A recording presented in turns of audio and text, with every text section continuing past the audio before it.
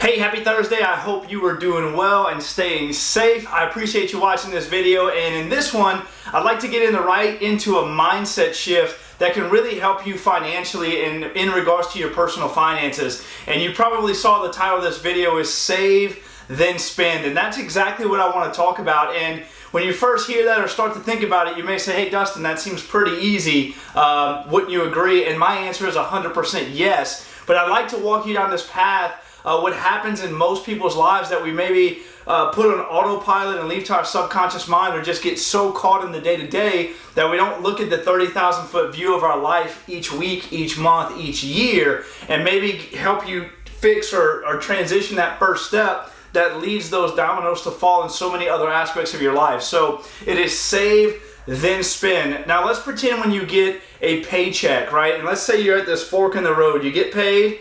You can go left or right. And what I mean by left you can get the instant gratification. You can get the paycheck, you can pay your bills, you can go out to eat, you can buy things that you probably don't need, and then at the end of that month or at the end of the money, you say, hey, if I have enough left over, I will save some and put that in my savings account.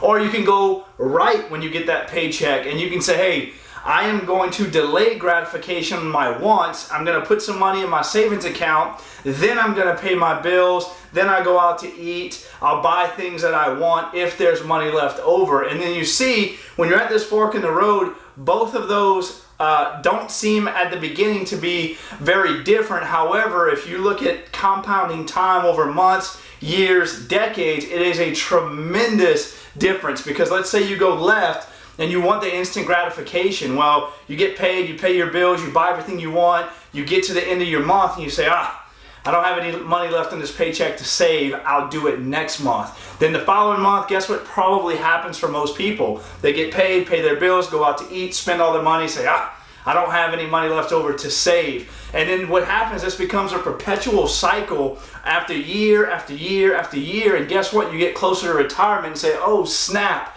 I didn't start to save, I didn't really start to invest. You're having to maybe work just as much as you did when you were much younger, or maybe even more. And you start to get stressed out because you didn't make that small tweak much younger as we go on the right-hand side. So when you go right and you say, hey, I'm going to get paid, I'm going to put some money in my savings account. Here's a little excerpt for me personally. Depending who you listen to, what you read, who your mentors are, they'll tell you a different percentage of money to save every month, or a dollar amount, or whatever the case may be. And all of them have some merit to it. But what I would say is you need to mold this thing to your life. You know how much you get paid. You know what your schedule is, your bills, your responsibilities. And so to me, especially if saving is not a habit for you, what's important to me is to develop the habit. And I'm not too concerned on Jump Street whether it's 5%, 10%, 20%, $1,000 a month, whatever. If you're not in a habitual saver, my first step would be, hey, let's start saving. Get paid, let's put $5 in the savings account. Hey, let's put $20 in the savings account. And as you start to get excited about that, then you can put more, make some different changes and disciplines in your life and get to where you want to be financially. But let's play this out.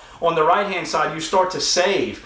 You save the money first. You then pay bills, then you buy your wants. Well, that also becomes a perpetual cycle in the other direction, where you start to save every month and just becomes a habit, and you start to not think about it. And then you have money to start investing. You have more to put towards your retirement, to buy maybe nicer things whenever you get to that point in your life and you get closer to retirement and say, hey, I'm so happy that I decided to delay gratification, save for my future and the things that were important to me and my family.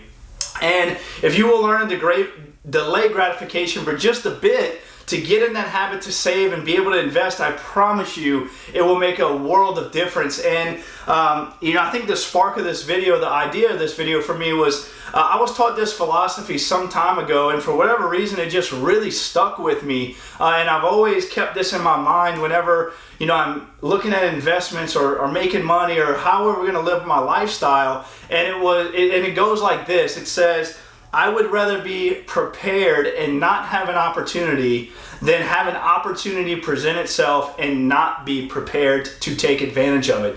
And that can mean a lot of things. Most of the time when you're looking at opportunities, it's usually some kind of financial thing, right? Whether you need to invest money or have a certain dollar amount to be a part of it. Now there's also other things too when you look at opportunities, right? Which who you know, the skills that you've acquired to help be a part of this thing. But for the sake of this video, we're talking about saving money, doing the things we need to do now. That way tomorrow we can do the things that we want to do, have the money, the peace of mind, all the things that come with that. So if you are definitely not a habitual saver right now, I hope you got some value from this video, and maybe you'll start to look at that higher picture of your life, because especially in today's world, we can get so busy, just the day-to-day grind, and we don't take a step back to evaluate, hey, am I moving towards my financial goals? Am I achieving the things that I'm wanting to do on a daily, weekly, monthly basis? That way when we get to the end of this year, you can say, man, I didn't really make any progress. Or you can say, hey, I went right, saved a whole bunch of money, got to buy an investment property, got to invest in the stock market, a business, whatever it is,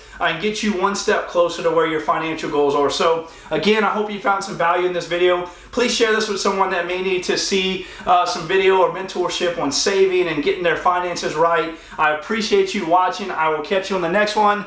This video is a wrap. Bye for now.